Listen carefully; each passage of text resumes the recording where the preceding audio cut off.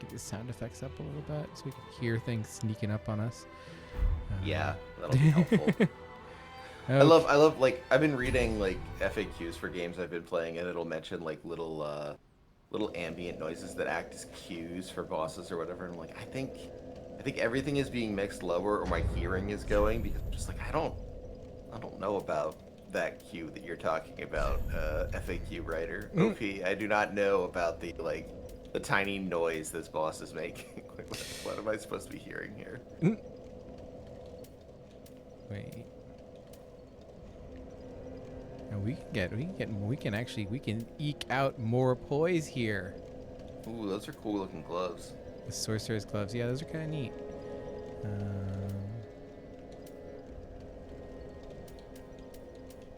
Look at these break-in. Let's see what this looks like. What? That's fancy. Oh, that's pretty cool. Look at that fancy shit. Wow. Derby, you fancy. You got the gold bracelets. Oh, bracelets, excuse me. Yeah. Yeah, those are bracelets. I don't want to take the classic video game's name in vain. Hi everyone, and welcome back to the best of all possible souls, a Dark Souls 3 Let's Play. It's me, Dia, and I'm here with Derby, and we're ready to kick some ass with our intrepid co-host, Trevor Strunk. Trevor, say hi. Hi everyone. Hi Dia. Hi Derby. It's very exciting to be back. It's always interesting to load this game and see us in this landing spot. I still quite feel like it's home. No, it never really like completely gelled with me as like it feels. It's weird because like it feels kind of like neither Nexus nor Firelink Shrine. Yeah. Part 1. It certainly doesn't feel like Majula, but it doesn't feel it like it's kind of like it's, you know, I guess it kind of in a way it wants to be Firelink Shrine, but it's not. It's just much too congested and there's not enough going on here. And then those are some sick boots, homie. I like that. And then it's just very like it doesn't feel like a sanctuary of any kind. Like even like a bespoilt sanctuary. It just doesn't. It feels like a video game zone. It really. Yeah. It feels too much like a video game hub to me. I was gonna say like it is. I know it's supposed to be like Fallen in a certain sense, and like I get that is the vibe, but I agree with you that it doesn't feel like it's Fallen. It just feels kind of. I guess like it feels empty, and I don't feel that way about the Nexus. I feel like the Nexus works because the Nexus it almost kind of leans into being a video game zone a little bit more. It almost feels a little more like, I don't know, flashy, or I don't quite know how to describe it, but like it sort of occupies its position a little more fully, whereas this is trying to do the naturalistic thing from the first 2 games, and I just like it doesn't get there for me. It doesn't feel as open as Firelink Shrine should. Even ruined Firelink Shrine. I turned the brightness up and it was like it just felt like really shadowy. I was like, why does it feel so shadowy? I guess this is a little bit better since I know with and to their credit, they have not yet complained. But I know M has mentioned previously when I wasn't using my torch that in Dark Souls 2 that like they're like I cannot see a goddamn thing, or the lantern. It was the lantern in Dragon's Dogma, and they were just helping me make a better Let's Play. So this is, I mean, we're trying to get the feeling of watching the last season of Game of Thrones here. Just like constant darkness, some voices, clangs of swords. To prepare everyone for the inevitability of us playing Final Fantasy 16. the Let's Play that tore the internet apart. God. I would. if I had like one of those fucking streamer cards, I would hook the PlayStation 5 up to my computer and I would play Final Fantasy 16 with you, Trevor. And it would be quite the time because I would just be miserable and you would probably be kind of into it. Yeah, I mean, that's probably right. I mean, ultimately, I think it's going to be one of those games that I'm not going to like as much as everyone else, but I'm going to like more than you. And that's okay. That's fine. Because I think it was funny. I was talking to Mark. I forget what it was about, but Mark Norman had mentioned a game, and he was like, "Do you have any like feelings on this game?" And I was like, "No, I don't think I have like any, worked out ideas on that yet." I was like, "Yeah." He's like, "I remember Dia wrote something, and she either loved it or hated it, but it really like it was very strong one way or the other, and I was pretty convinced." And I was like, "Yeah, Dia always makes a very strong case, and it's always very convincing, whether you end up being on her side or not." I think that's like typically when you tell me your opinion on a game, I'm like, well, I certainly can't. You're not a fence sitter. Like I can't on no level can I be like, well, you didn't come at this with your all. You didn't form an opinion. And like it's not takesmanship either because I always end up agreeing mostly with your opinion. But a very unique piece that way. Well, when I'm right, I'm right. Which is typically. Generally. Okay, so we're in this god awful swamp, which Yeah. which we ended up both admitting that we both kind of suck. It just feels like it's just like a very point A to point B zone. It's not even like the Bloodborne. I'm not fond of the snake gauntlet in Bloodborne.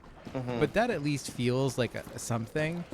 This really doesn't really feel like it's like it feels like an excuse to have these weird Bloodborne enemies in it. But like, yes, I agree.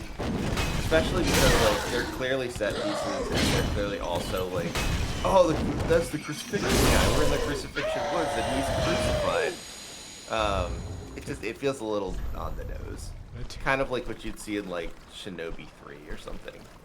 And not as good as Shinobi 3 at doing it, so. Yeah. Okay, I'm gonna turn the sound effects down a little bit because that was just like the loudest screaming in my ears I've ever experienced, and my volume's down low enough that like I can just barely hear myself in my mic in my monitor. So like, I don't think anyone's gonna really be sad if we. Well, I guess that guy's already dead. I was like, why did it let you hurt him?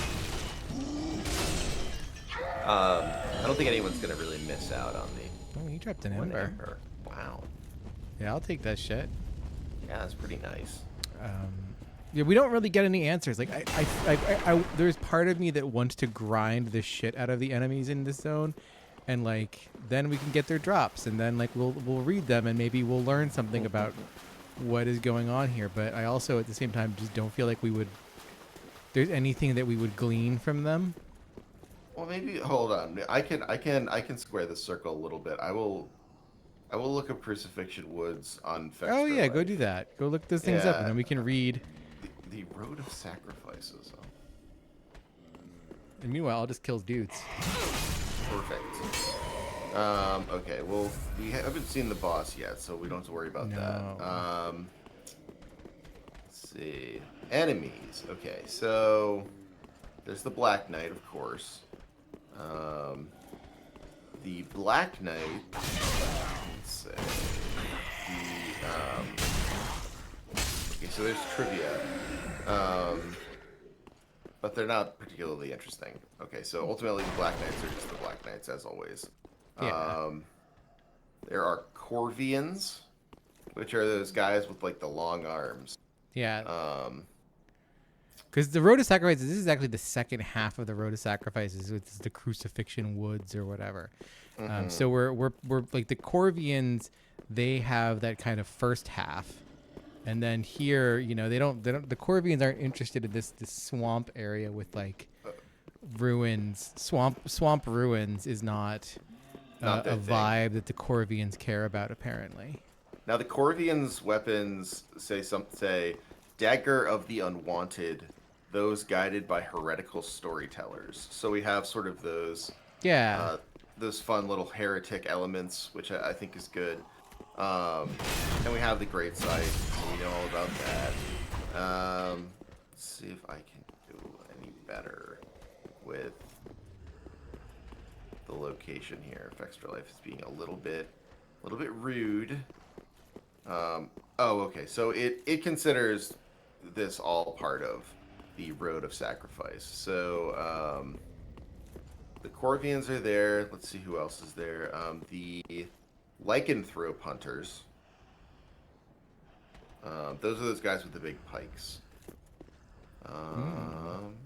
Oh, okay. So the things that are crucified are lycanthropes. So they are werewolves. Oh, okay. Apparently. So we really just went all in on Bloodborne here. Yeah, those are just strictly werewolves. They don't look like them. I'm just gonna go ahead and say I don't buy it. Strictly Werewolves is my favorite Baz Luhrmann film. I thought you were gonna say it's your favorite Boz Scaggs album. Which, I mean, it could also be. It could be, yeah. Alright, so let's see. They are susceptible to rapport, which is kind of interesting. Oh, thanks, Extra Life. This enemy is likely an homage to the Beast Scourge Lycanthropes of Bloodborne. Yeah, homage is very kind. It's doing a lot of work there. Yeah. Apparently, one lycanthrope could be found imprisoned in Irithyll dungeon and can be set loose on his jailers. That's cool. Neat. Yeah, that's pretty neat. Unfortunately, and this kind of goes to our irritation with the zone, the lycanthropes only drop embers, so they have no. They're just here as set dressing. Yeah, they got nothing. The lycanthropes drop their pike if you beat them up enough. But we don't actually learn anything about the pike. No, what is it if you click on the lycanthrope pike? It doesn't say anything about. Or it's just a regular pike, isn't it? Yeah, it just says pike, long spear with very long hilt, designed for long range thrusting, has the longest range of the non-projectile weapons, but its very length makes it unwieldy in certain. It's so worthless. Yeah, wow, they didn't really think this zone through. There's nothing here. Let's see, who else is here? Alright, the poison horn bug, the lesser crab, great crab. Maybe I can learn something with the great crab. What do we think about the giant crab? Let's see. Not to be confused with the smoldering giant crab of the smoldering lake, nor the icy giant crab of the painted world. Okay. Let's see. It can be fooled. Yeah, no, there's no lore. Boy, this is Yeah, that's. This is a shame. There is an NPC here that I'm trying to remember where he is, and I don't remember how to get to him.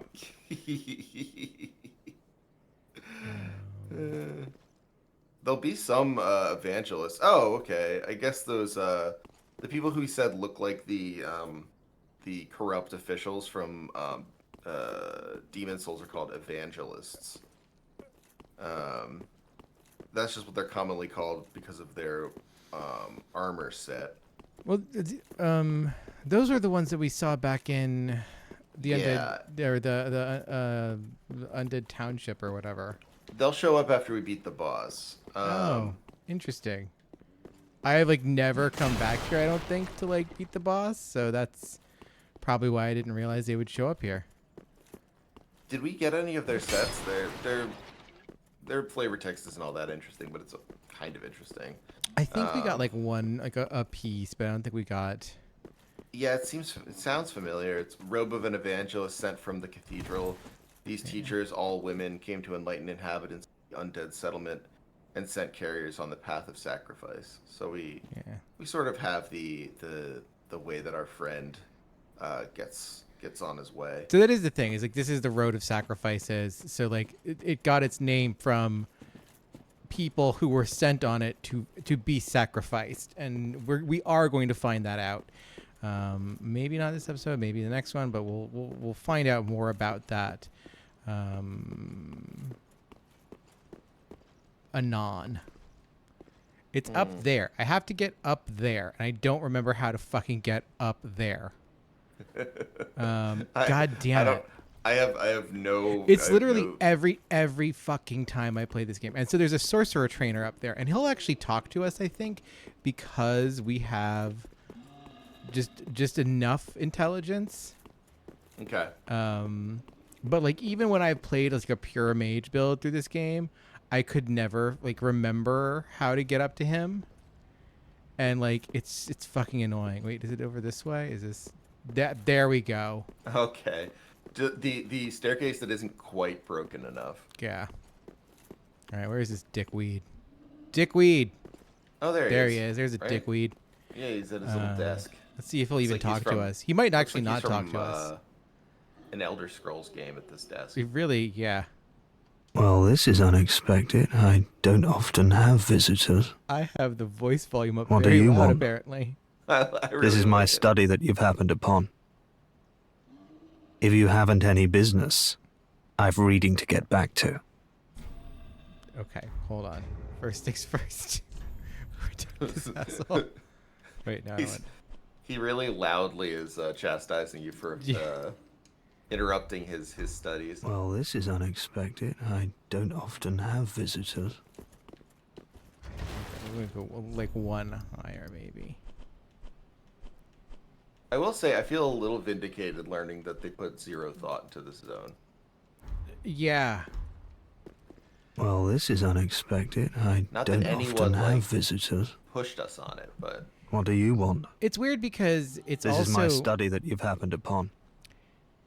It's not... If you haven't any business, I've It's not an interesting PvP zone. Like, you can do PvP here, but it's not a zone that, like, communicates itself to, like, this is where you guys are gonna, whenever, like, so, like, you can get there's a ring you can get, and it makes you a defender of this zone, basically. And I think also there's the Farron zone that you can defend the swamp too, I think. I don't remember if it extends to the swamp or not, but like, and so like you can just like invade players when they come through. If you're wearing your ring and they're coming through the swamp, you can like search for players that are in the swamp and you can invade them. right, just like the forest in Dark Souls. Right, 100%. It's that zone. But it's like I always think of like what was it called? Was it Stranglethorn Vale? Was that it? Is that the name of it? In World of Warcraft, there was a zone that was kind of like this kind of tropical jungle. And it's where they have their annoying little Hemingway reference. And basically you just go around the zone hunting exotic animals. Okay. There's a gnome that's like, his name is like Hemingway. I think his name was Hemingway. Does he have a bunch of six-toed like battle cats around him or anything He like should, that? but he doesn't. Yeah. Missed opportunity. They didn't really have the modeling, the polygons to spare for the toes on cats. Always a mistake, as we've learned. Always save your polygons to bring out the toes. Yeah, but you can go and like you can do a bunch of quests for him that involve like hunting exotic animals, basically. But like that zone was kind of the first real hardcore PvP zone, and it was like fucking Vietnam. Like it was just it was just a war zone, and like people would pop out of like the bushes and just like incinerate you. Right. Great place to play as a survival hunter at the time, which is what I was rolling as at the time. I had a survival hunter and I had an undead rogue, so I was just in pure nightmare bullshit human being PvP mode at all times. And of course I was on a PvP server. Like no questions. I mean, why not, right? Yeah. It was PvP RP, so there was like people who like were like not, we didn't want to just like completely just be like shithead like fuck offs and like you know, but like we also wanted, if you were an alliance player and like you crossed my path, like you're gonna fucking get it if I felt like it. I mean, you just wanted you wanted a good excuse to be a shithead, which Yeah. is it shows an intelligent gamer. I wanted narrative reasons to be a shithead. That's all we're asking for. All we're asking for. But that zone really felt like a place where you could do this kind of battle, where like you could sneak up on people, you could kind of invade their time, and like they would invade yours, and like you could have grudges, and like I mean like there were times when I would be in the zone trying to do the quest, and like people would like follow you and like stalk you, and you would have to like, you know, the hunter has become the hunted to them. Or you wouldn't be able to do the fishing you know, event because they were too busy killing you for you to get the fishing done, like that kind of shit. And it was great. That's cool. Like and it like wasn't like a zone that was like super necessary. Like if you, it was very much, there was the Hemingway quests there, and like then it was just like it was like extended Hemingway joke. There was some like troll shit and goblin shit there, and then but mostly it was just, you know, a horde alliance PvP zone. But that's cool. I love that. Because of that designed intent, it you understood it right away. It was like you go in there, it gives you the little warning that you were like, hey, you're in a zone where all bets are off, and it's like, okay, cool, like let's go. But the zone gave you space to do that. And this zone, I don't feel like gives you space to do that, but it also doesn't really give you a sense of any kind of narrative possibility or purpose as an actual, like, you know, regular map. So it's kind of like, yeah, what are we here for? And then there's this guy, you know? Yeah. Reading about it, like the way you have to PvP in this is you have to like keep your level artificially low and make sure that you don't have more than +3 weapon, because then it's like, it feels very restrictive to the point that obviously it's not going to get off the ground. Like it's just so clear to anyone who plays these games, like it's just not going to happen. No, and it's one of those things that like I don't understand, because like the game is, you know, the game wants to be, you know, like as much as like we like to say, oh, it's actually not like a try hard, like brutal, like, you know, grimdark game. It is, and it wants to be. It includes invasion as a mechanic. Like that is a statement of intent. It is a statement of politics. You know, as much as like you can make the argument, which I have done, that like this is a game about, you know, opening yourself up and asking for help means you are putting yourself in a vulnerable position, et cetera, et cetera, et cetera. Like there are, those arguments can be made. At the same time, the game wants you to go rip big on motherfuckers and invade and like PvP and have fun. Totally. And also have a bad time sometimes. You're encouraged. Yeah, and I mean that's part of like all the interesting sort of poetic readings.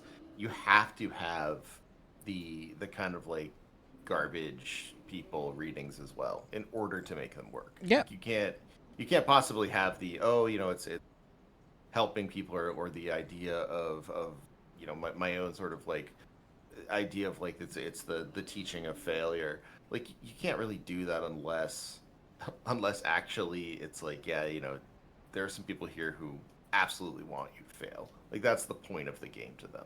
Yeah. But yeah, I just wish, I don't know, I wish more for this zone, I guess. Yeah, no, it's kind of, I wanted more for this zone too, but ultimately it just getting us from one you know, major zone to the next major zone, and like the next major zone is pretty major and it's cool, but the connective tissue is lacking, especially because now that we have lycanthropes and that like means nothing. Like I'm just like what? Yeah, why'd we do this? You know, but yeah, so let's talk to this asshole. How intriguing.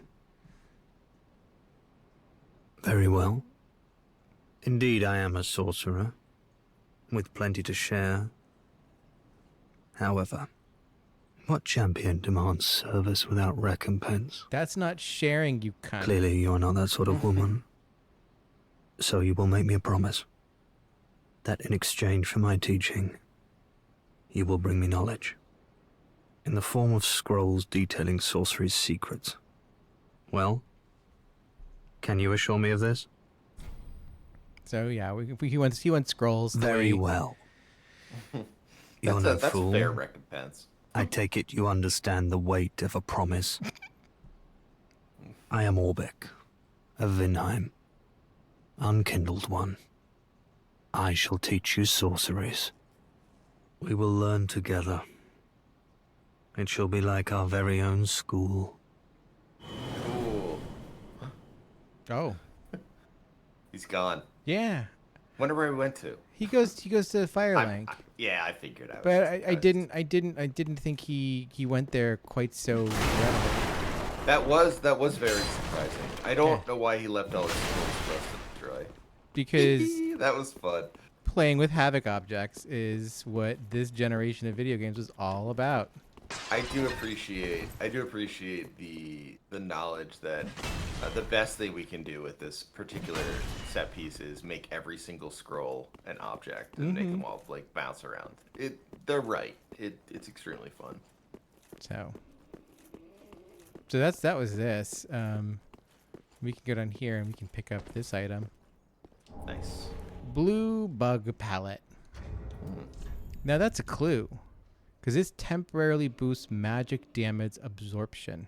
Oh, why would that be here? I don't know why. I mean, sure, there are a lot of like wizards around and stuff, but it doesn't seem like anything really, really, truly meaningful. Those are just lycanthrope hunters. I wouldn't worry so much about them. But yeah, so these guys didn't show up in the like list of things, the little wizardy guys. I think they might count as. So let's see. List of. They don't things. drop anything interesting. They just drop the fucking sorcerer's wand. But I didn't know if. Do they count as madwoman? No, that's different. No, they don't. They aren't listed as anything different. They could be a. They got big hats. Yeah, they could be a lycanthrope hunter. Maybe. Right? That doesn't seem very likely. I'm gonna look that up. Wizard in Crucifixion Woods. We don't have wizards. We have sorcerers, Trevor. This is Dark Souls. I miss wizards, is what is the problem, though. I know. We all miss wizards. Well, there's Orbeck of Vinheim, who we already saw.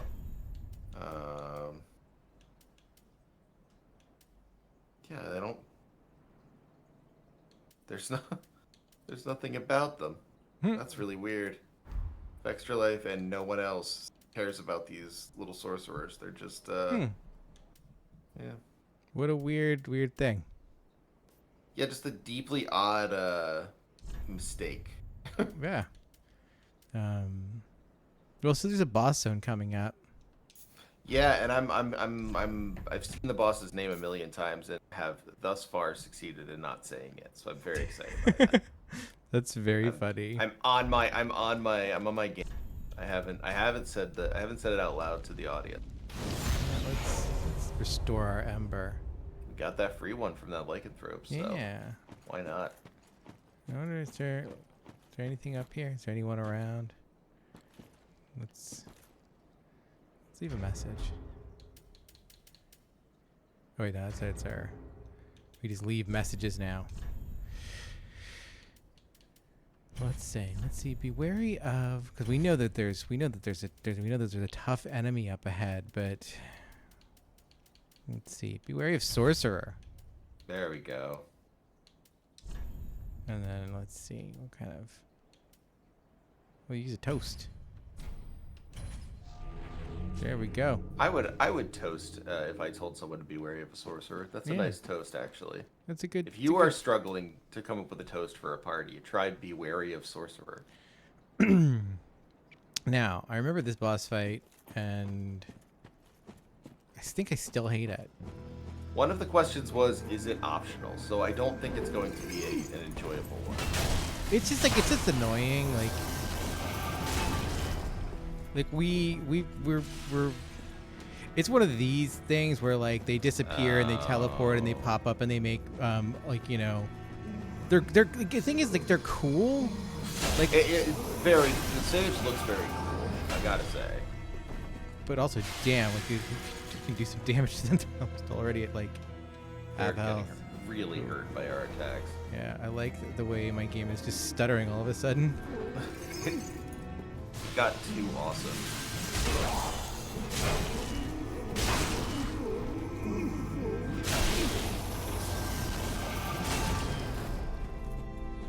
Whoa. I'm very amused at how quickly this boss fight's going. Go. Fluff. Oh, come on. There we go. Bye, Crystal Wow. Sage. You one-hit it. That was like, it only got you that one time. Yeah, wow. Good work. And we got the soul of a Crystal Sage. And that's an air of fire. So what's the difference there, I wonder?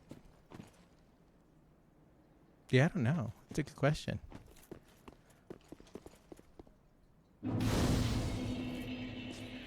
Maybe the Crystal Sage was someone who linked the fame, but I don't think so. I wonder what their soul Let's says. see what their soul says. Soul of a Crystal Sage. Once one of the twisted souls steeped in strength. Well, that, yeah, okay. I was like, that can't be it. The twin Crystal Sages once served as spiritual guides to the scholars of the Grand Archives, and one went on to ally with the Undead Legion. So, this isn't the, this is one Crystal Sage. That there are two. This would be the one that allied with the Undead League. Yeah, clearly, because Yeah. we are in the Undead Legion territory. Well, I hope we get to meet the other one. Yeah. And we got a bonfire out of it because you always get bonfires in this game. Just Bonfire City. Hey, that's okay. yeah. I got no complaints with multiple bonfires. This is not something that ever cheesed me off. I'm perfectly It's happy. yeah. And there's I know some people get real pissed about perceived easiness. no secret passage ahead. I don't know about that. Time for silence and short, pointless. No, I think that's very true. There's What a weird thing. that is clearly one of those places where they were going to put something there and then they ran out of time or money or patience or whatever. Are we gonna level? We're going back to Firelink, baby. Yeah. Nice. I don't want to lose those souls. No, it's you got 10,000 souls right there, 12,000 souls right there. And I mean, obviously we've also got that soul to go and we can talk to our guy up here first and see if that soul can turn into anything interesting, because that also gives us, I do like that in this one, it's much easier to just like, it's just him, there's no running all around trying to figure out who you got to give a soul to. I do like that. So we can just go here and we can see all the things and find out what they want to say about it. So Crystal Hail. Cast cascade of small crystal soul masses from sky. Unique sorcery developed by extraordinary preacher twins known as the Crystal Sages. So that's interesting. They are preacher twins. Maybe that's why they have big hats and not that they're Loganites, but I don't know.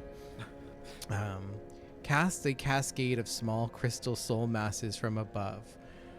Crystal soul masses have piercing qualities. In a pact said to have been formed long ago, one of the sages allied with the Undead Legion in order to train the sorcerers of Farron. So the Farron Knights have sorcerers. It's important to know for later, I think. That is very interesting. The Crystal Sage's rapier. Thrusting sword with tiny crystals scattered across its blade, used by the Crystal Sages for self-defense.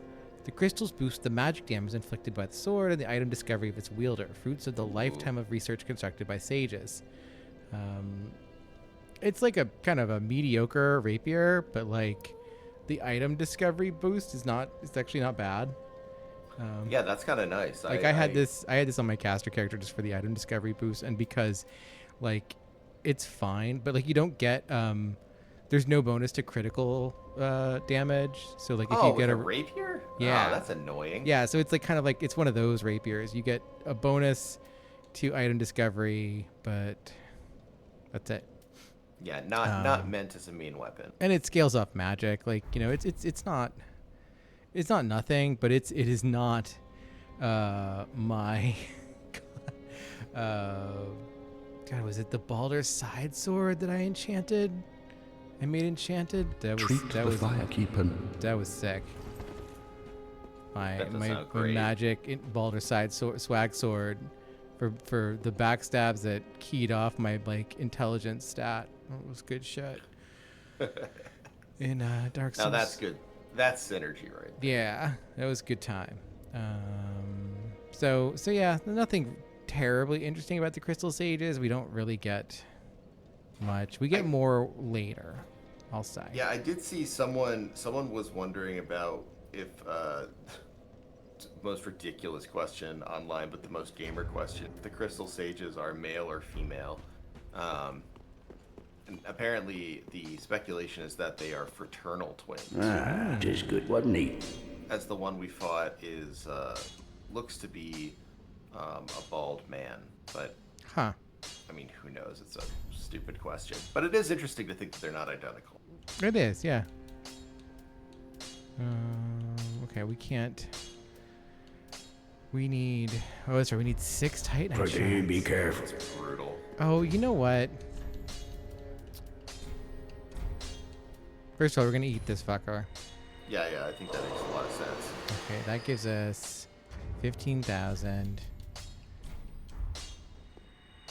1,000.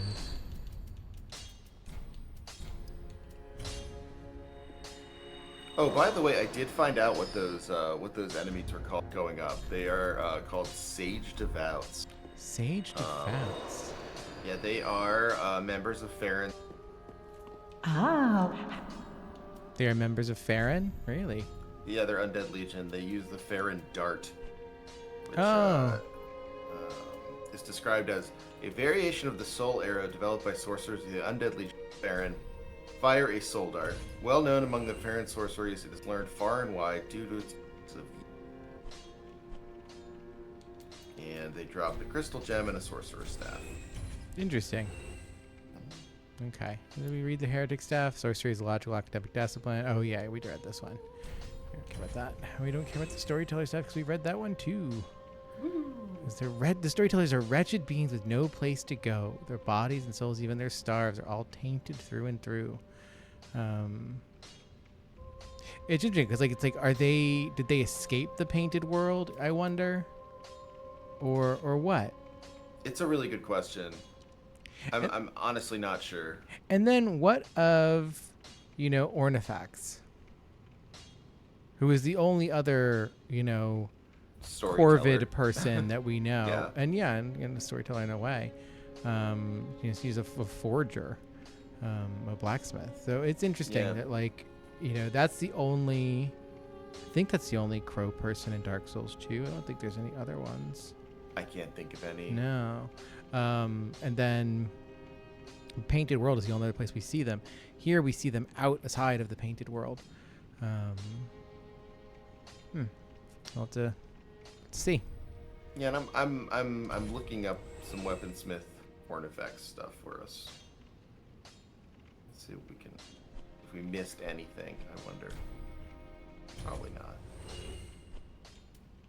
We spent a lot of time with Ornifex. Okay. I just sold a bunch of stuff so that we can do this. Beautiful. And now we have the tower key. Ashen I'm one. so excited we finally got the tower key. That was such a good call on your part. Yeah. I am the kind of person that cannot rest when there are those kinds of items to be bought. Like, eats away at me when I know it. No. I have to get that key. So here's the question, Trevor. Do we want to continue down the road of sacrifices now? Okay. Do we want to save that for next time and do the tower now? I would say let's do that. Save that for next time. Do the tower now. Okay. Now I have to remember where the fucking tower is. It's up this way.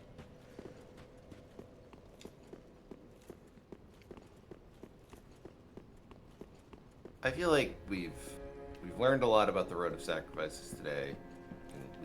We can let it lie for the moment. Tower's not up that way. I was wrong. Okay. These things happen.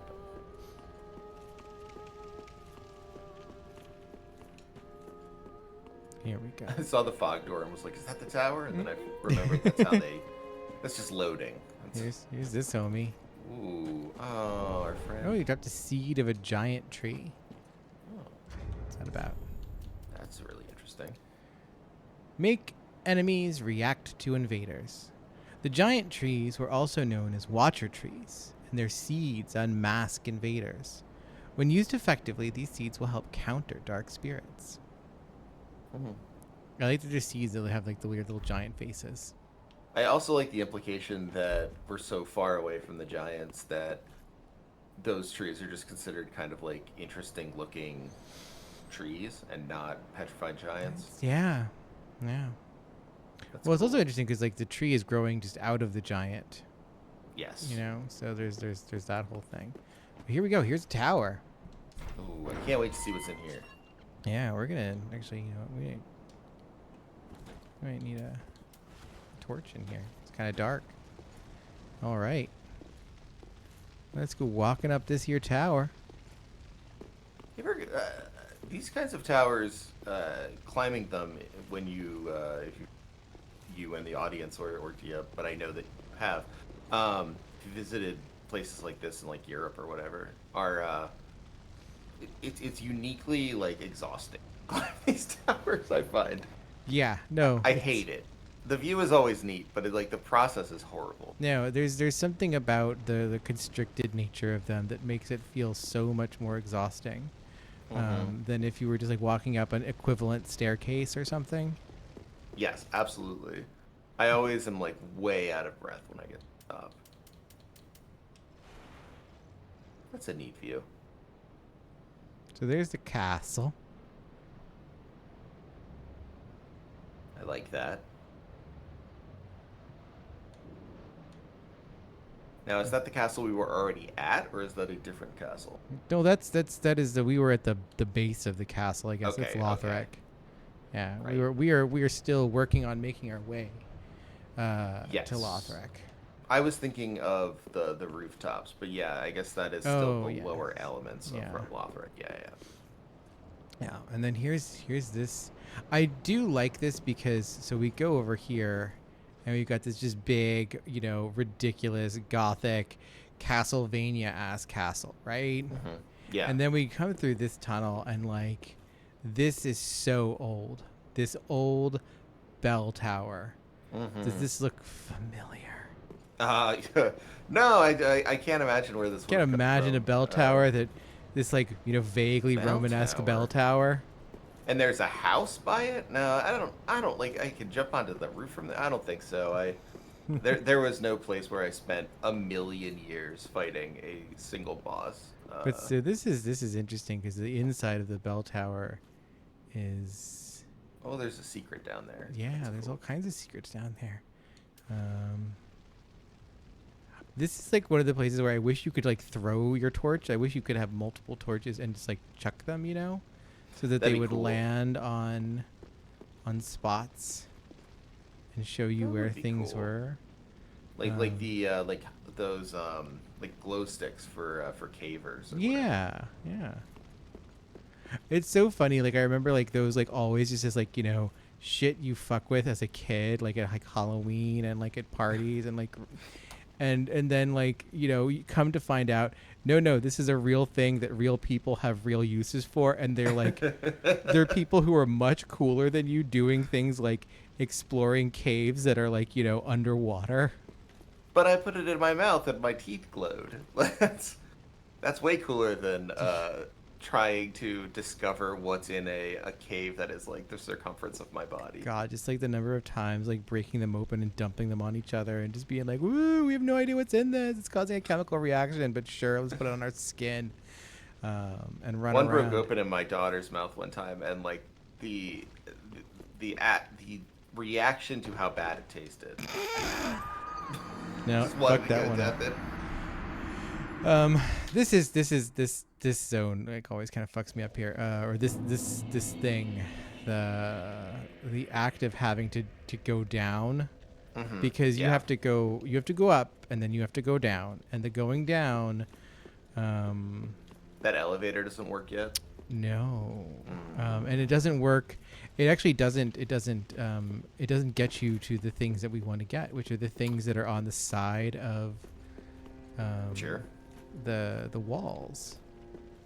I will say, like, for all of my downplaying of nostalgia and stuff in this game, I do appreciate this one. This is neat. Like, I think it's an effective reveal. Yeah. To give you the bell tower there. Because I think that whole area, like, with the confessor and everything is so strange and like, it just feels off even when you're playing Dark Souls 1. It's but, true. Like, to have it come back is pretty neat. You know what? For now, we'll just go up. We'll deal with this later because this involves a lot of jumping and falling and trial and error. So we'll just go up for now. Sounds good. Let's see what's up at the top of this elevator. This big ornate elevator. Why aren't more elevators like this, like a big stone slab are driven by pneumatic chains? You know, Feels like, there's feels probably like a good reason for that. It's probably we can walk alongside. We can get a look at. That's where we started. Hey, that's where we fought that guy who had the sword in him. Yeah. You don't think it's practical to have giant stone slabs that are run by chains? I don't think so. Yeah, well, maybe. And there's kind of the rest of the Firelink shrine kind of structure down there. Again, you know, that kind of big, wide. We can see the nest that our little homies have made. Oh, Love no, we that. can't. But whatever, fine. I saw it before. Yeah, you can see it it's up there. in the middle there. But yeah, so like, you know, again, this is architecture that's recalling that whole zone of Firelink and the Firelink environs. I appreciate the way that the shrine from above looks like that, like, boom in 60s and 70s architecture where they're just like, let's make hexagons, like, Yes. let's do a hexagon.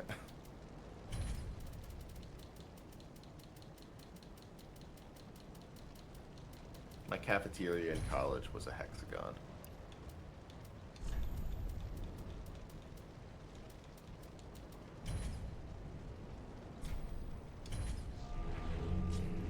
There we go.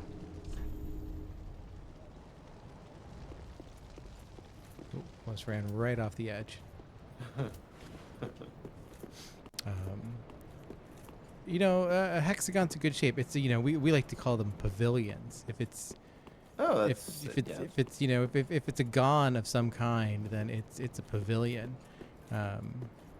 Is that true? I don't know if that's true or not, but everything that's called a fucking pavilion has a fucking gon shape. You're not wrong. That is absolutely true. I've never thought about it that way, but what could this be? So yeah, what's this? A firekeeper soul. Oh my. Yeah. Oh. All the way at the top by this bell. Oh, a dead firekeeper. Dead firekeeper at the top of a bell tower, which is unique. There's no ringing for the bell. There's nothing going on up here. It's just. Well, no one gave us a hint to do it, so I'm not surprised. Yeah. Maybe ring those two bells, see what happens. I don't know. Is there anything else up here? No, we can just look out. There's some peaks, some snowy peaks all around. It's interesting to see what defines the area around a Souls world. You know? Yeah, you're right. Like, what is it that surrounds the world? And here we get these snowy peaks that surround kind of the bulk of where we're at presently. It's odd that the snowy peaks are they come up originally. I feel like peaks and sort of like that way of setting a boundary is something that occurs in Demon Souls, but like goes away until Dark Souls 3 in some way. Like they're there. Like obviously there's the snows. Yeah. In Dark Souls 2, but that kind of like mountainous thing, and then of course recurring you so in Elden Ring. Gotta like the amount of peaks in that game.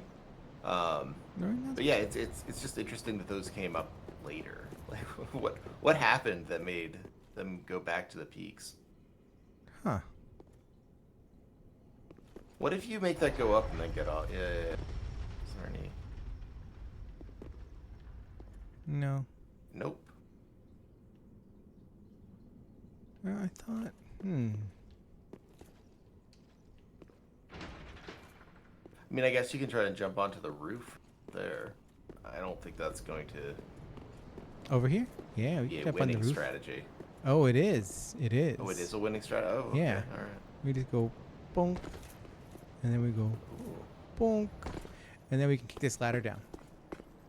Fantastic. Look at that. And that makes our life easier.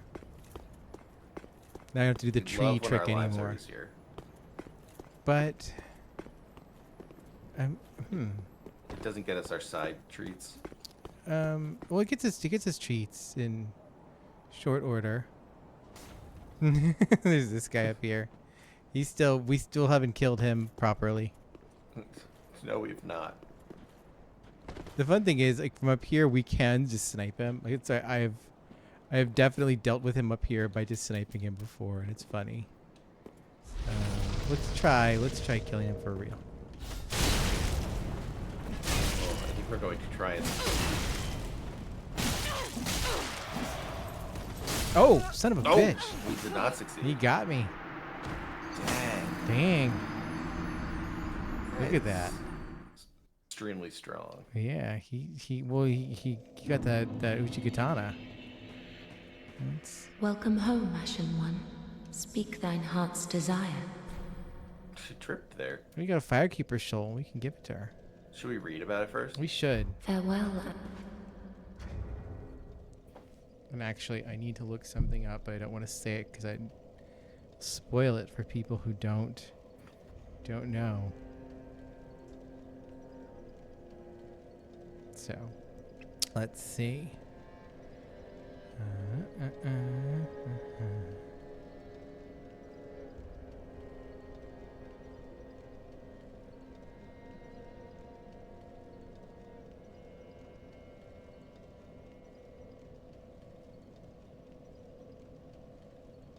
Ah, that's right.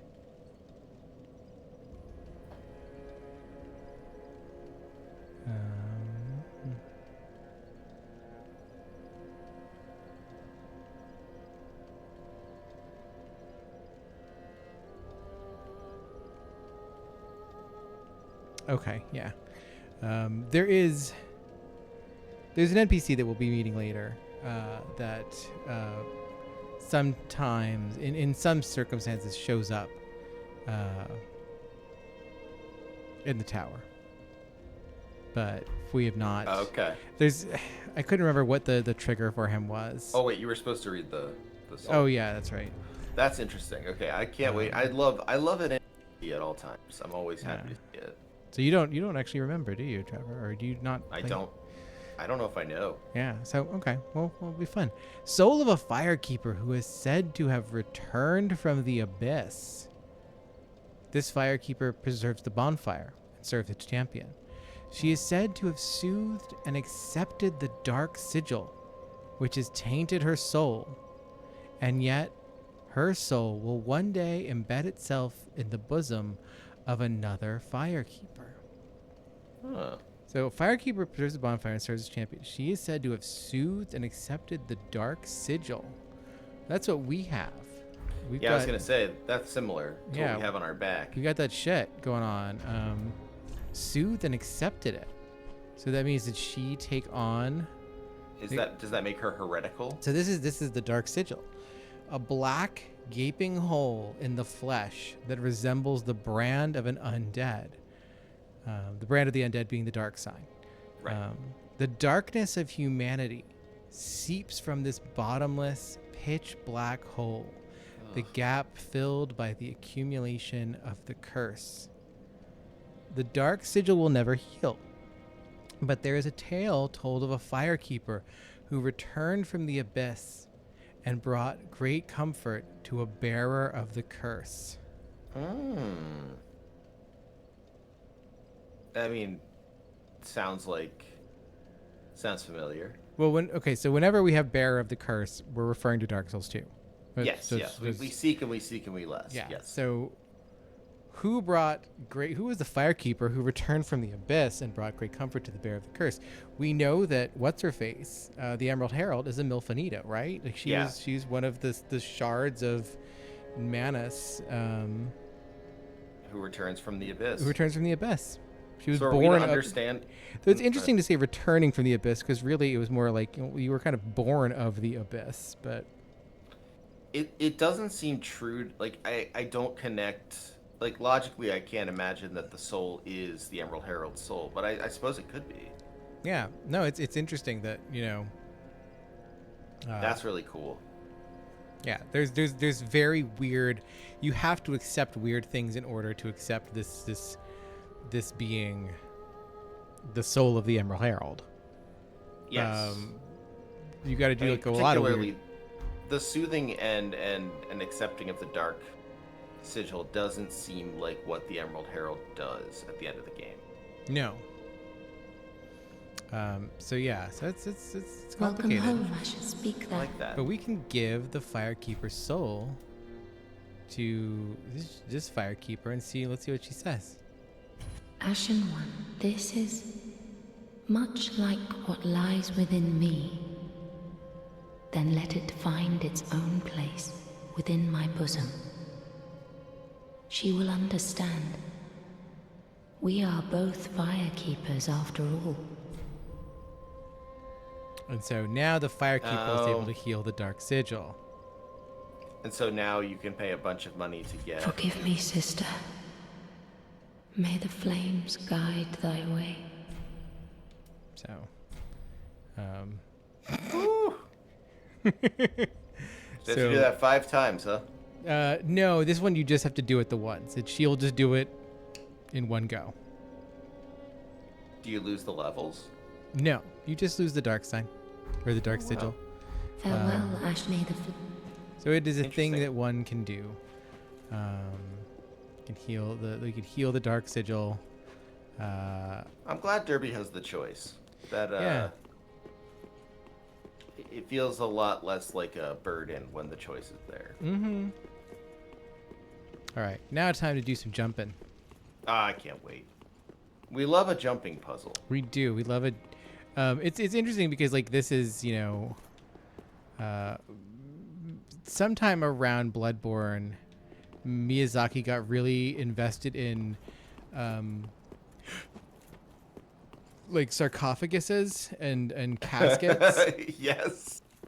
Yeah, although he always Sarcophagi? liked them. Like there was the coffin you climb into in Dark Souls. Or the Oh couple yeah, of no, coffins. there was always interest. But this is the gender particularly coffin. of lining walls with them. As you know, where rather than subway tile and travertine, Miyazaki says, what if flagstone and sarcophagus and caskets? And these are caskets, not coffins. Okay. Because they're rectangular. They're not tapered at the legs and. Well, first off, he's right to wonder that. Yeah. All right. So. Son of a bitch. That sucks. There we go. Haha, I got it. Oh, very and we nice. got the Firekeeper robes, the Firekeeper gloves, Firekeeper skirt, because there's a Firekeeper here. Why are there so many? Well, whoever knew that death had undone so many. There's like it's interesting that, Firekeepers die. Sure. It feels like a weird like we know Firekeepers age. We know they can be killed. Oh, son of a bitch! Oh, I should have fucking Rolled. healed when I fell. Yeah, healed. Right. Although now, but that should be easy. What do they say? What do the clothes say? Yeah, let's take a look. Okay, Firekeeper. It's Conjurator hood. We have a Firekeeper. We don't have the hood. No, we don't have a the hood. rest of it. Yeah. Firekeeper robe. Robes worn by the guardian of the shrine. The Firekeepers were robbed of light to better serve as vessels of souls. Only those who cherish the writhing, searing darkness were given the Keeper's black attire. So this is interesting because we don't really have a whole thing about fire keepers and, you know, the darkness. This, I don't think, you know, this is where we really get that the fire keepers were blinded. I don't remember in Dark Souls 1, like I know in Dark Souls 1 we get the, you know, the blinded and mute firekeeper, but we don't get that the firekeeper was intentionally, quote unquote, robbed of light. Right. It isn't the blinding isn't meant as a symbolic thing. It's just a sort of like asceticism almost. Also, the black attire is really interesting because with what we learned from the soul we just read, the only firekeeper not in black is the Emerald Herald, who I guess if she didn't embrace the curse or the abyss of and the dark sign, then I don't know why she would not be wearing black. Yeah. Friend here is. And she's got her little. No, it's soundly covering up her eyes. Yeah, just sort of whether or not she still has her eyes, or that is the way of depriving her. We don't know. I'm sure someone has looked at the character model, so. That's a good question. Actually, I haven't looked that up before. See if illusory walls or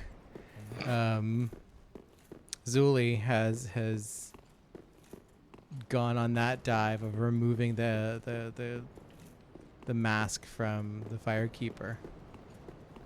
I would assume my assumption would be that they From Software did not go out of their way to model her without eyes. Yeah, but I'm not. Maybe. No, I wouldn't think so as so much.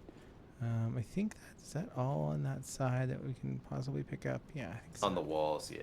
So we gotta jump in. We gotta hit that casket now. Oh. Okay. Phew. Boy. All right, don't forget to heal. You didn't get hurt that much, but no. This side is just fairly easy to. This one like there's like the easy side and then there's like the difficult side. If you want that Firekeeper's robe, you have to do the difficult side. Yeah, no, it's true. The Firekeeper's robe is actually like solid gear. The Estus ring. Oh, we love it. I don't remember what the Estus ring does, but look at all of these bodies down here. And all these Firekeepers, right? Are they Firekeepers? I can't. They all have the robes. Do they all have? I mean, maybe not. I can't quite tell. I guess they are. They all look at their oh no, they all have their eyes covered up. Yeah. Yeah. Their eyes covered. So these are all. That's a lot of Firekeepers. Oh.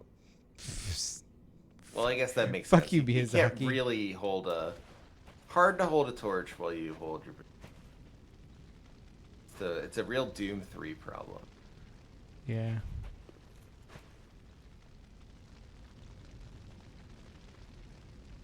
Yeah, those are.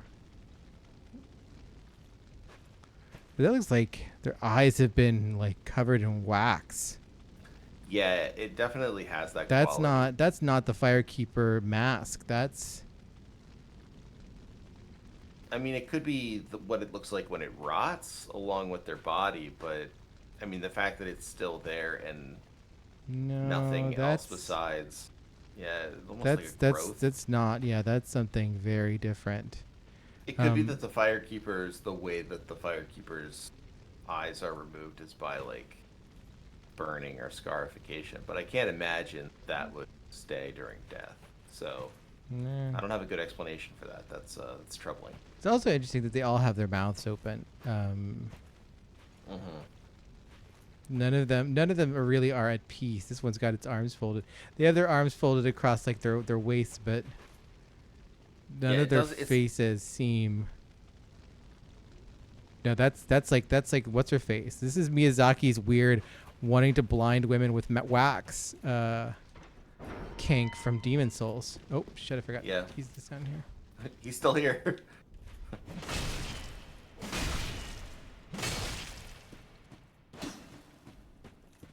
Come on, buddy. Yeah. Yeah, Yes. what about that? Payback, motherfucker. You thought. He thought. He truly did thought.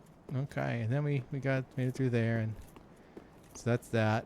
All these people died fighting him. He's hard. Does his attire tell us anything about him? It might. I feel like it remotely interesting. Yeah, well, we can look at it a second. I wanted to. Oh, I'm just curious. There is a more to the rooftop.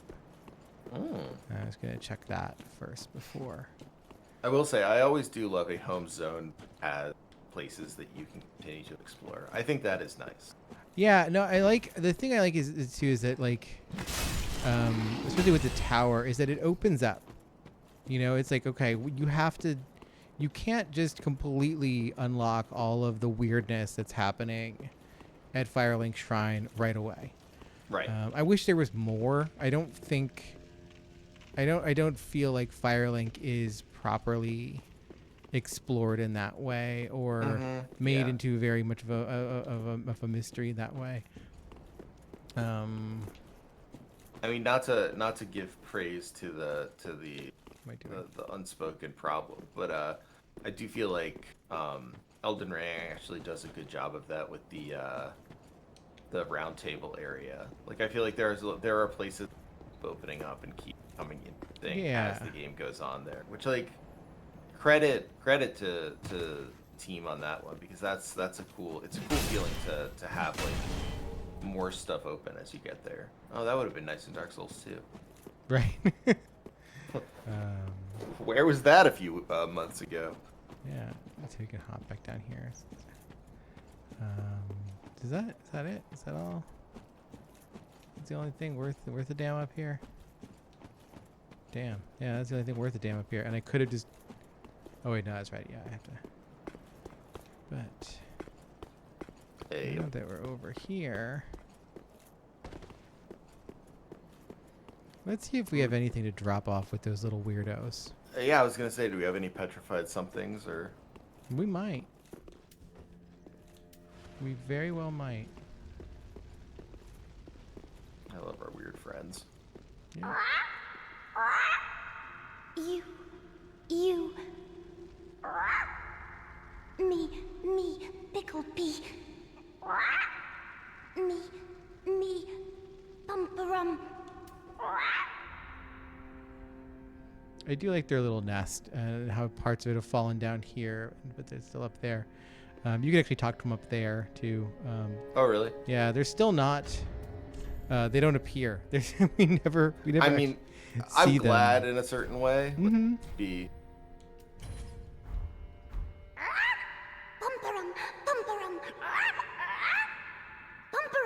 Bumperum.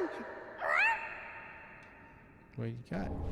Oh, we get a hello carving. Oh, nice. Yeah. Hello. Let's leave some rubbish. Maybe see if that is interesting to them. That's not a pickle pea or a pumperum. Not good. Oh, we can leave the seek brow. I know that one. Bumperum. What do you give us for that? Armor of the sun. Whoa! All right. So we know That's fun. Yeah, we know that's you gotta give big to get big from them. Did we leave a homeward bone yet? Can't remember. Okay, enough. Yeah. Okay, so we have. We left that. What if we leave a tree? Bumperum. What are you gonna give me? Iron leggings. That's we've almost got the full set now. I wonder what else could we leave here. What if we leave a green blossom? Maybe that's interesting to them. Let's see. Pickle pea or pumperum. Oh, come on, We it's got, so cool. what about a twinkling titanite? Ooh. Okay. I don't know. It seems sparkly and fun. I think I would like that if I was a bird. Yeah.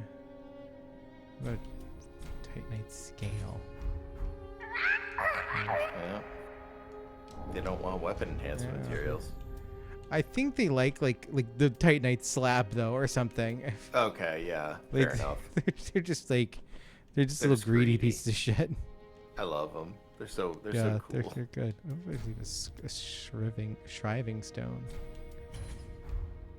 Picklebee. Oh, Picklebee. Yeah, like.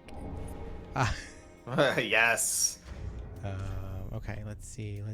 Let's try a large Titanites. Okay, fine. Maybe they I mean, just good like, thing you stuck with it though. yeah, maybe they just like gems. I don't want to give you my. I want to keep my heavy gem.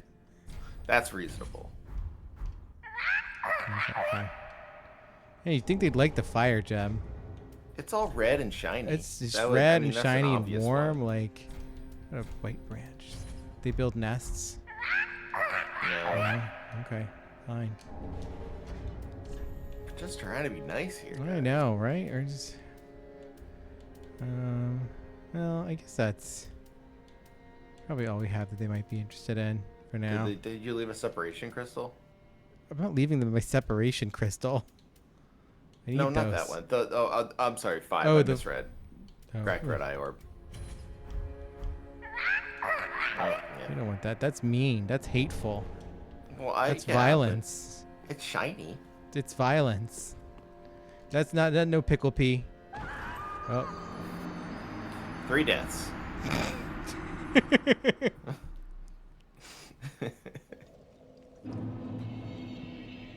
Where are those 2,000 souls go? God, I need to go. Oh no, they're up with Pickle Pea and Pumperum. Oh, are they gonna be on? They're gonna be on the ledge too, aren't they? Yep. Son of a bitch. They need to put them down here where like I'm at. That is absolutely true. The game needs to auto sense that that's where I would want them to be. Not. I think the game. Yeah, I needs- could see 'em. Yeah, there they are. Son of a bitch. Okay, fine. At least it's fairly easy to get up there now that I've got the ladder. Absolutely, yeah. The jump from the tree is. But I want this because I think I'm gonna put the heavy on this guy. Fantastic. Because I think I was gonna do that last time and I just forgot to. Yeah. We might not stick with this for the whole game, but we're sticking with it for now. We might stick with it for the whole game. We might. You never know. Derby might just decide like this is the way for her. The character does control this. I mean, this is something that we have seen time and again. Mhm. There's no guessing. No, every time I try and make decisions, it's just like, yeah, bratwurst.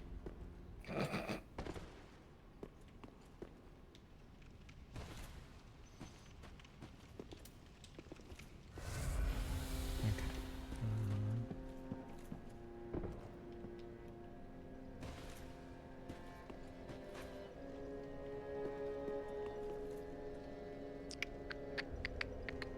Oh yeah, that's right. I was gonna do.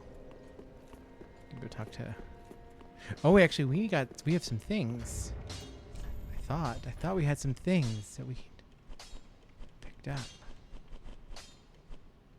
Where's our? First of all, we gotta read the Estus ring. A green Yes. ring crafted from shards. That's interesting. Increases HP restored by Estrus Flask. This ring was entrusted to a certain firekeeper, but in the end, she never met her champion.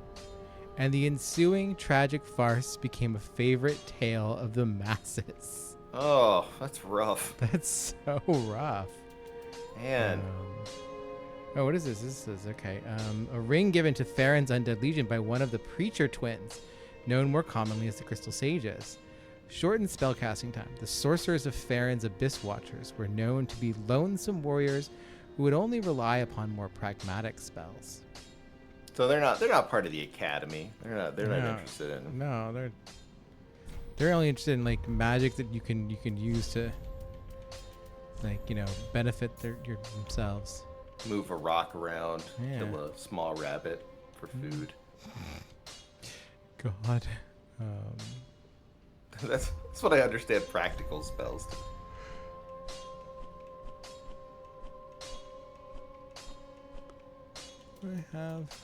Yeah, Great Swamp Pyromancy Tome. Pyromancy Tome from the Great Swamp, containing advanced pyromancies. Ooh. Give to the old master pyromancer to learn advanced pyromancies of the Great Swamp. Spells of the Great Swamp are passed down from master to pupil. Without a master, there is no pupil, but without a pupil, there is also no master. That's dialectics, baby. Let's go. Let's go. And here's our master. Ah, there you are, unkindled one. I am pleased to have a pupil as dedicated as you. Me. We stopped by like once, dude. Yeah, we're gonna welcome. So we can give him this pyromancy tome. It'll make him happy. Yes, here we are. It's been long indeed. With this, I can teach you more sophisticated pyromancies. Splendid. I can boast I am your tutor a little longer. Oh, he's so happy. Let's see, what does he have? So we got some new pyromancies, I guess. Like bursting fireball, great combustion. Pyromancy improves upon combustion, creates a powerful giant flame in hand. Very powerful yet simple spell to use. Pyromancy is to at once know fear and longing, the resultant power of which depends on both the caster's intelligence and faith. One day I'll do a pure pyromancy build in one of these. It's always seemed like the redheaded stepchild to me. Yeah, honestly, do a flame priest in Elden Ring. It's sick as hell. Especially if you get like, lava daggers and shit too, to like just really just go all in on. That's a cool idea. Faith, because faith is like all like fire in that game. It's really funny. No, for sure. So this is interesting. Pyromancy of Cornix of the Great Swamp. Cornix is the guy we're talking to. Cornix is a venerable pyromancer of an older mold, said to have restored a number of spells lost to the past, amongst which this is the most well known. Oh. I want to say that this is actually a spell that you get from one of the witch sisters of Izalith. Like one of the daughters of Izalith is the one that gives you this in Dark Souls 1. I'm not mistaken. That would make sense. Yeah. All right. So, So a pyromancy restored by Cornix, one of the Great Swamp's more advanced spells, a rare technique that undergoes change after leaving the caster's hand, making the spell renowned for its difficulty. So Fire Orb, the signature flame manipulating spell common to pyromancers, hurls a giant fire. The blazing Fire Orb explodes on impact, dealing fire damage to the surrounding area. They say that once a pyromancer learns this spell, their understanding of the flame deepens, together with a yearning for it. Interesting. This elementary runs off in the first hurls a fire mile. To use pyromancies, equip pyromancy flame and tune into pyromancy at a bonfire. I like that this one is just so very, tutorialized. And then we immediately jump to, this deepens the flame together with your yearning for it. Like, damn. Listen, we know the Yeah. Talking about. Nope. You just dropped out. Oh, really? Yeah. Oh, whatever you were to say. I said, let's talk about yearning. Let's talk about yearning. Let's talk about yearning. So Poison Mist, unique pyromancy crafted by Ingi, a heretic inhabiting the Great Swamp long ago. This is the guy who you meet in Dark Souls 1, who is like, I'm here to feed shit to my mistress. Oh yeah. Yeah. He's the guy. He's the weird, the weird creepy guy that you meet down by spider princesses. I liked him. Yeah. He was although the first time I ever saw him, I thought he would killed him instantly. Yeah. Which was a bummer. I mean, that's kind of his deal. Like you have to either understand the game to know that he's not an enemy, or you have to trust. Yeah, it's tough. First time playing Dark Souls, you're gonna make some. Yeah. Eingi was driven from the Great Swamp. However, his pyromancy continues to succeed him. Perhaps dwellers of the Great Swamp are reminded that their very existence is one rooted in heresy. So is this the same heretic that is being referenced in the Road to Sacrifice? Like the... I don't think so. I don't think so either. I think that's a different heresy. I think that has to do with the cathedral and like the Cathedral of the Deep, maybe, or the Way of the White, or some other heresy that we haven't understood yet. Engi's whole deal was basically he created the ability to create poison fog, and that's why they kicked him out of the swamp. They were like, dude, you were too reckless and dangerous, and you're gonna get us all killed. And the swamp. This is not fire, man. Like, what are you doing? It is funny because like he does create a poison mist, and it's just like, how does this do with fire, homie? It's just kind of gross. That's the thing. Like, can't that work? It is funny the way out. pyromancy does, like the way they spread pyromancy around the world of, of Dark Souls. So here we have these two flash sweat and profuse sweat. The advanced pyromancy, which internalizes flame associated with Carmina. Unique pyromancy of the Great Swamp associated with Carmina. What is Carmina? Who is Carmina? Is Carmina, Carmina loves to sweat. Carmina's sweaty. Profuse sweating temporarily boosts resistance to bleeding, poison, frost, and curses. This yellowish sweat cures all kinds of ailments. It's not usually what yellowish sweat does. Intense sweating increases fire damage absorption. An influential pyromancy that internalizes flame, likely forming the foundation of many subsequent spells. So shit weird, man. There is some in the fandom of Dark Souls about Carmine. She also made Power Within, which is interesting. She is the most accomplished pupil of Solomon, the master pyromancer. Okay, sure. I love Saruman. Do not be gone. What is it? I don't know what the deal with Solomon is. Yeah, I don't think we've run into Solomon. I don't. He is from an era 200 years before the events of Dark Souls. He's mentioned by Quilana of Izalith to have been able to see her, and he became her pupil in pyromancy, passing his knowledge on to his own pupil Carmina. Huh. Interesting. Interesting. Okay. Yeah. Oh, Champion of Ash. Welcome back. Do you wish to hear a tale? You only have to ask. So it's interesting because she's blind, but she's just blind, I guess. She's not the failed firekeeper. She's the failed firekeeper, yeah. Oh, so maybe the blindness is something from birth. Maybe when you are born blind, you're considered to be a firekeeper. No. Because I think they said that they brought her here and blinded her. The little guy who does our kiln transposition. Yeah. Have a pleasant journey. It's a tricky thing. The business of... here we go. Here's this guy. I was looking for him. Okay, here we go. Oh, you're back then. Again. I'm Orbeck of Vinheim, here to teach you sorceries. Let us begin with the basics. The ideal sorcerer bears the twin faces of the dragon. You could at least act as if you're paying attention. I like that. That's great. We start to get lore, and then he cuts it off because he's like, "You're not paying attention," and it's like, "Fuck you, buddy, I was." So he's got a bunch of souls. We can learn about the Farron Dart if we want. The Farron Dart is it's a very fast spell, which is it's kind of like this is Pebble. Okay. This is less good Pebble, because Pebble just like in Elden Ring there's the Glintstone Pebble spell, which is just like having a machine gun as a sorcerer. Like it just rips through everything. It's fast. It's low cost.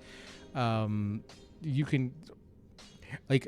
The reason I was the one who beat the game during the embargo or before the embargo was lifted, is because I fucking rolled a sorcerer. I figured out Pebble real fast, and I just chewed through that game in record time. That makes good sense. Yeah, just like knock people out with Pebble.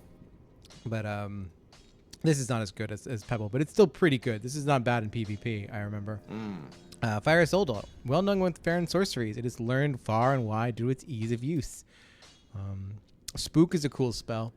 Sorcery developed as a certain surreptitious sorcerer at the Vinheim Dragon School. Surreptitious sorcerer, okay. Yeah, masks noises of the caster and prevents fall damage. Their mastery of this sorcery alone allows Vinheim spooks to demand handsome payment for their services. Oh my. I think you get this by default if you choose like the kind of the caster, the fighter, the thief, the thief mage character you can start as. You get this one. You get like this, and you get like I think you get like Oral Decoy. I think is like you get those two, Oral and then you get like always a favorite. You get the S-Stock as your starting weapons, and like that you could just kind of just sneak your way backstabbing through the whole game. That's fun. It's a good time. So it's the alteration of soul greatsword developed by sorcerers of the Undead Legion of Farron. So this is we have soul greatsword over here, which is primarily for sorcerer swordsman attacks with a greatsword formed from souls. Didn't Big Hat Logan make that? Was it a Big Hat Logan spell? It might have been. I thought so, but I could be wrong. No, it sounds like a Big Hat Logan spell. The ephemeral blade only exists as an extension of the caster, but its power is said to rival that of physical greatswords. Even the most obstinate magic purists may resort to this spell in times of crisis. So this one, though, the Legion has a tendency to emphasize speed over power, and this is practical alteration of existing sorcery is no exception. So even like you can see the blade is smaller in the picture. They love practicality. Yeah. The Undead Legion of Farron, just a practical bunch of guys. And when we run into the Undead Legion, we will find out just how fast they are, because they are, they are fast, they are agile, they don't fuck around. But yeah, so that's all. Let's actually it is talk folly to claim lives recklessly, friend. Do not be tempted.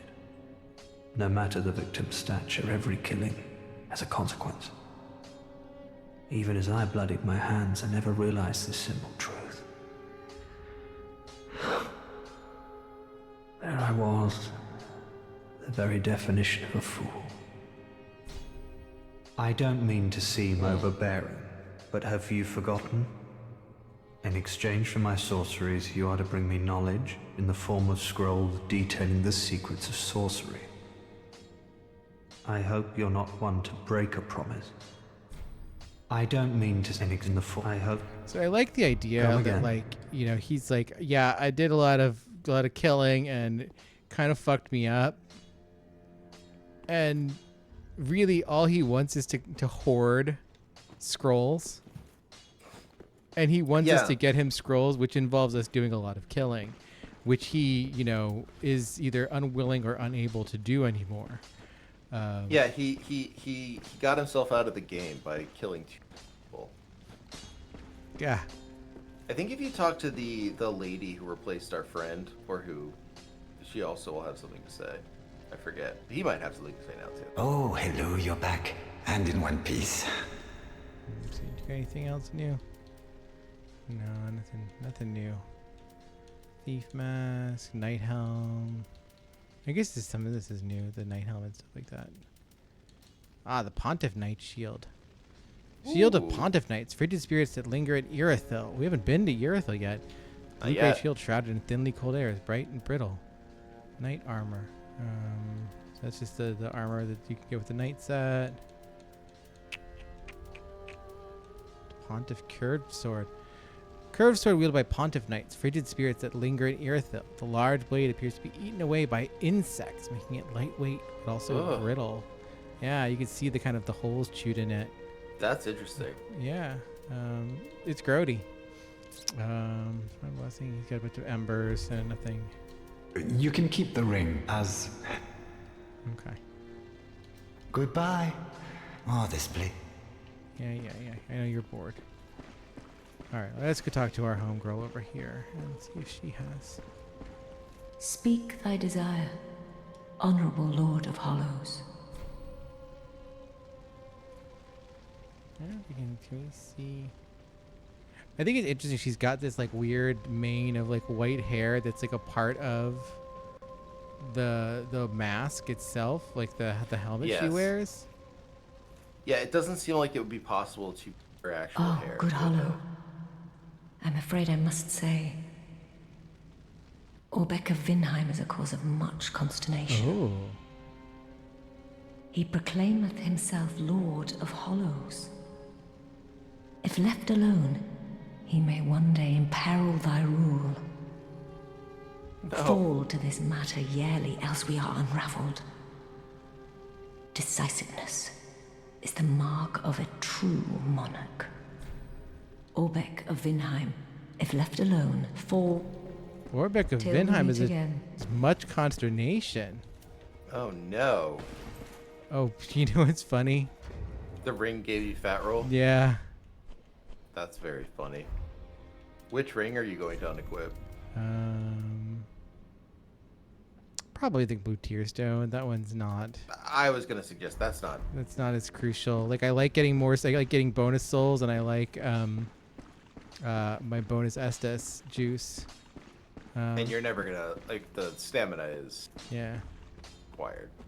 Hey, Back homie. again, I suppose this means you're after sorceries. No, I want to know I about. don't mean to see Phoenix in the Okay, fray. fine. Hope- No, he doesn't know anything about Come it. again. So I don't know. Do you think he's a problem? I don't think he's a problem. I don't- I think that lady's a little ahead of herself. Yeah, I think that lady's a little bit ahead of herself. But it's I good don't to like know how that. she's saying we're the king of hollows. Freaks me out. Yeah, he hasn't said that to us. And I don't remember Derby ever saying that she's the king of hollows. Yeah, I don't. You know, like this is a lot of speculation on her part about who we are, what our goals are. Derby's just trying to figure, make her way in the world. Right. Exactly. So I'm not fucking with that right now. I don't need to be a true monarch. No, like we're not here about that. Ah, well met. 'Tis good to see ye in good health. What needs smithing this day? I'll tell you what needs. Oh wait, no, I want to refuse. Yes. Oh wait, you not still not do heavy yet, or is it already heavy? Wait, you already have heavy on it, maybe. Yeah, heavy great machete. Oh, okay. Yeah, okay. I already put heavy on the thing. Never mind. Put heavy on it again. Double heavy. Let's go. Double heavy. Well, that's yes. cool because that means now if we have another thing that we run into that we're like, hell yeah, let's go. About we can put heavy on it. It's excellent. I didn't realize I'd Great already news. put heavy on it, so that's fun. No S shards. Okay, you got nothing. Pretty beacon. Yeah, homie, I know. We'll be careful. So yeah, we're keeping an eye on you though, Orbeck. Orbeck Yeah. of Vinheim. He looks feckless, but yeah, Oh. it's definitely worth worrying about. Yeah, no, we're gonna keep an eye on him and see what happens there. Now wait, what's that key? The $1,500. That is the grave key. That opens the door. You know where the big rat is? Yes. It's that. Okay. Key to the barred door leading from the sewer below the undead settlement to a moist grave. The grave, which no longer receives visitors, was once the site of a statue of Velka, goddess of sin, and was believed to pardon wrongdoing and lift curses. Ah. Velka, I think, is probably like the character that I'm most interested in all of Dark Souls. Yeah, I can understand that. Velka's just like, I think Velka's really neat because there's so little about Velka. But I'm just very deeply interested in Velka's whole deal. Ashen Some one. Fine paper. Because I got souls. And yeah. So there we go. I think that's an episode. What do you think? I think I probably. think it's late. I Yeah, it's think- like 12:15. So we should. Yeah, anything else would probably take too long. Yeah, no. The next part is going to be a long trek, but it'll be fun, and then we will be back next week to do that. Trevor, where can the people find you? What have you been up to? I got a lot of activity on my Patreon notifications from you. Yeah, well, I've been updating as many episodes as possible up on Patreon without ads, so that's been nice. We've been being consistent with that. That's been a really fun thing to do, a really rewarding thing to do, because the procedurally generated ads are brutal. So it's nice to be able to put these up without that. Also been putting out episode after episode. We had a catch up with Olivia, who's a co-host on the After Dark series and a number of other series that just went up. I started a new you cut out there. OVA thing. Oh yeah, I started a new OVA with Emily, with Space Queen Emily. We started Tenchi Muyo, which it's good so far. I've never watched it, and I had no idea how. And yeah, just like all sorts of fun stuff. We're doing another. I think there's another Danganronpa that's gonna come out soon, and just all sorts of good stuff. So we have a lot of content. I'm excited about the Tenchi one, because that was like one of those when anime started finally becoming somewhat accessible in the U.S., at least in I should say, when anime started becoming somewhat accessible in Richmond, Virginia, and the internet was just kicking off. It was still really the AOL world, but we were starting to get I think like Mindspring and RCN were popping up, and Laserdiscs had taken over, and Pioneer was at the forefront of bringing anime to America by virtue of making Laserdiscs and making the premier Laserdisc players. And like one Christmas, that was what I asked for. I was like, I want a Laserdisc, and I want this Laserdisc player, and I want Bubblegum Crisis, and I want Tenchi on Laserdisc. And I didn't get it. Gift request. I did not get it, but eventually, I did get enough money that year from all the Christmas sources that I was able to then go out and buy my own Laserdisc player and Bubblegum Crisis and Tenchi on Laserdisc. That is so great. I also had the Star Wars trilogy on Laserdisc, which was for the longest time how you got Star Wars with a digital soundtrack and not having the George Lucas upgrades. That was the Star Wars for a while. Like, for a while, that was it. That was the one you wanted. I think I ended up selling all that when I was in college for shit tons of money. I mean, you were right to do so. That people paid through. Yeah, it was like one of those things where it's just people just wanted it. I was like, okay, here you go, boom, bye. You want to pay that much money for it? I've thought about selling my copy of Shin Megami Tensei 4 Apocalypse, and that happens where it's like, you pay how much for this? Yeah. Maybe. But that's it'll be fun. So Tenchi's that's a fun. Tenchi's a good. It's really funny because Tenchi is one of those things where you think it's going to be really, really horrible and bad, because it is the progenitor of the harem animes. Hi person. Oh, good luck. Good luck with your club. I like that. It's a real Conan look. It's a real good vibe. Barbarian, yeah. I like that. Tenchi is a classic. You think it's going to be a disaster, and then it turns out it's actually really good. It's true, and yeah. fairly wholesome. I know it goes in some weird direction later, and there's all sorts of different Tenchis, and but just the first OVA, it really is I think in the first episode, I say probably 6 times how pleased I was to see they introduced a young girl, and then she just was a girl, a kid, and I'm they just made a kid who was a kid. This is the coolest thing in the world. Why don't shows more often? There's no creepy stuff, and there's no over-intellectualizing. It's just a kid, and they do kid stuff. That rocks. No, it really is great. And like we watched the dub, which is an Emily classic, and I think this time around particularly, much the same way as You're Under Arrest, the dub is exceedingly charming.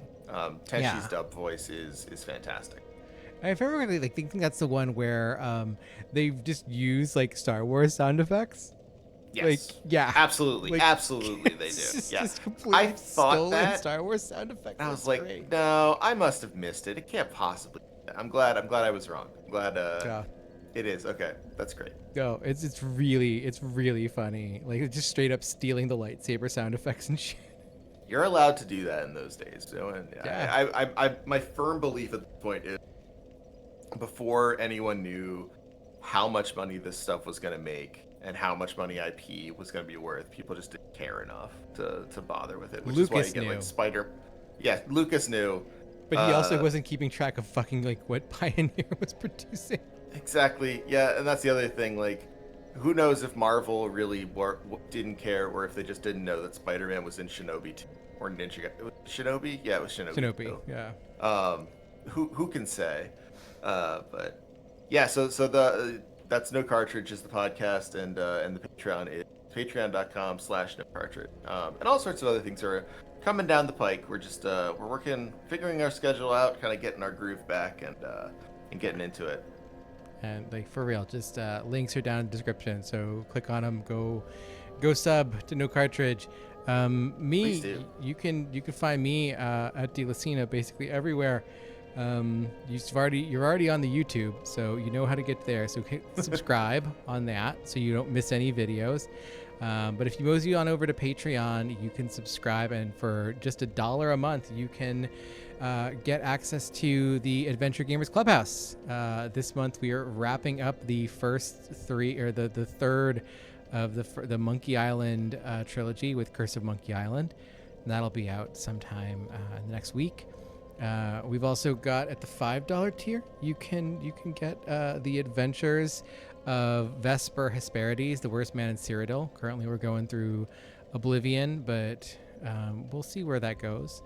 Eventually we're going to be doing Baldur's Gate 3 because... Ooh, that's exciting. Yeah, because Vesper Hesperides is going to fuck a bear. I cannot wait to see Vesper Hesperides in Baldur's Gate. I haven't decided yet if we're gonna do Vesper Hesperides. We might do Booty Bandit. We might do someone else entirely. It'll just depend. Yes. This is Dia heads rejoice. Yeah, that's gonna be at the $5 tier where we will have the continuing adventures of someone, another classic character. But that'll be after August, I think that's like in like September, November. We'll probably do that for Christmas, like, in the winter months, leading up to the cozy season. Yeah, the fall winter months we'll do Baldur's Gate, see how that goes. But yeah, fantastic. But Adventure Gamers Club, we're gonna do Chris Monkey Island the next month. God knows what. It's gonna be something weird. I think we're gonna do something weird.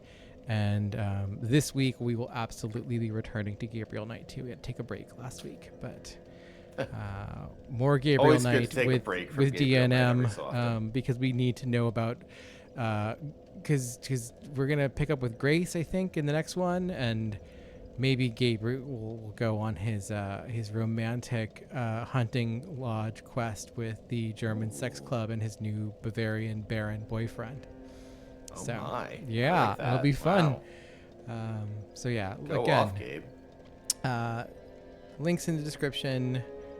Click on things. Tell your friends. Seriously, tell your friends. If you like what we're doing here, the best way you can help us is to retweet and tell people and let them know that we make these videos and that you enjoy them and that they might too. Word of mouth is huge. Yeah, word of mouth. I can't tell you how many people have DM'd me about this and said, like, I love what you're doing, and wow. I don't know what game of telephone got you this, but thank you. Yeah, like word of mouth is everything. Tell people if you like stuff, and like that extends beyond this. Like if you like an article that someone's written, if you like a book, if you like anything, it is so crucial now more than ever that you tell people and you post about it and let them know, because it's the only way it cuts through the noise of everything. And That's right. We always appreciate it when you do. So thank you for doing that. And thank you for watching. And we will see you next week when we finish up the Road of Sacrifices. Thank fucking God. And we get onto a zone that at least has a coherent narrative. Okay, I'll take it. Yeah, you know, it's I don't want to oversell it, but at least it has a coherent narrative. I'm not going to be greedy. Coherent narrative, I'll take it. Does it explain more than these are werewolves? I'm in. Yes, it does. Great.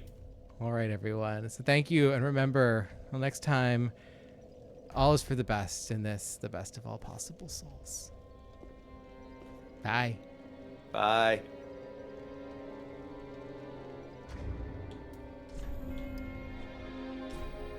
Oh, that was a good episode. Yeah. That was fun. I was worried I was going to be too tired, but that was kind of the perfect level of... No, we had good rapport on that one. I Good engagement. It was really helpful when you went and you were like, I'm just gonna check fucking Extra Life. That was good. Well, I realized, like, why are we farming? Like, these are written down on the internet. It's so funny because there's like a part of me that's always like wants to do that. I'm like, oh, I just need to go and like get everything, and then I'm like, it's written down on the internet. Yeah, all of it is written down on the internet. Yeah, you're gonna. Oh yeah, we're definitely gonna use all of it. No, you won't. There's no chance. You're never gonna use the pike. Like it's fine. Yeah, no, that was both cool and then disappointing to learn that it had like 0 lore. Yeah.